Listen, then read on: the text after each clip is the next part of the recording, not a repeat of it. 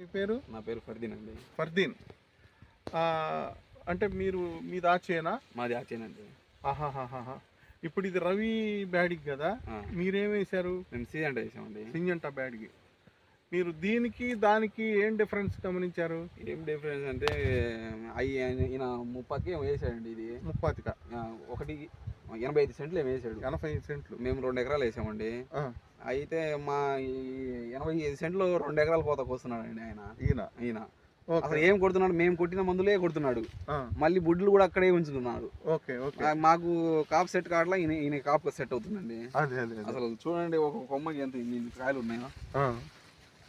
అదేలే, చెట్టు బాగా చిక్కటి కాపు. చిక్కటి కాపు అండి, చిట్టాకు వచ్చి అసలు చిక్కటి కాపు.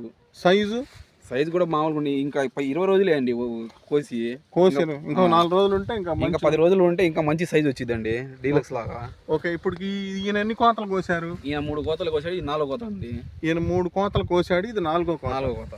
ఇప్పుడు 80 సెంట్లో ఇప్పుడు ఈ కోత అంటే నీ లెక్క ప్రకారం ఎన్ని బస్తాలు అవుతాయి అనుకుంటున్నారు? నేనైతే 140 నుంచి 150 బస్తాలు అవుతాయి. 140 నుంచి 150 బస్తాలు 80 సెంట్లో దిగుతాయి అనుకుంటున్నాను. ఇప్పటికి ఎన్ని దించి ఉంటాడు నీ లెక్క ప్రకారం? నా లెక్క ప్రకారం అయితే 300 ప్లస్ నాకు తెలిసి. 300 ప్లస్ దించాడు అంటే 150 క్వింటాల్ పైన కోసాడు. అంటే బస్తా 50 కిలోల 55 కిలోల? 55 వేసుకో, 59 కాడి నుంచి లోపల వేసుకోవాలి. 59 కాడి నుంచి లోపల ఉంటుంది. యావరేజ్ 55 వేసుకో. 55 వేసుకోవడం. 55 300 పైన కోసాడు.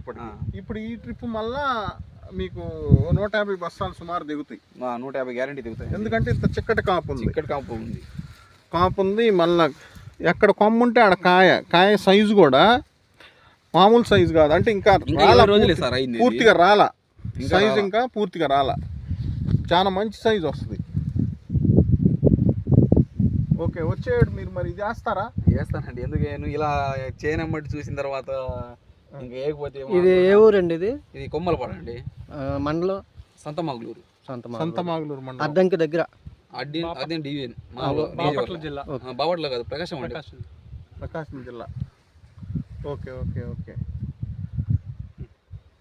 ఓకే.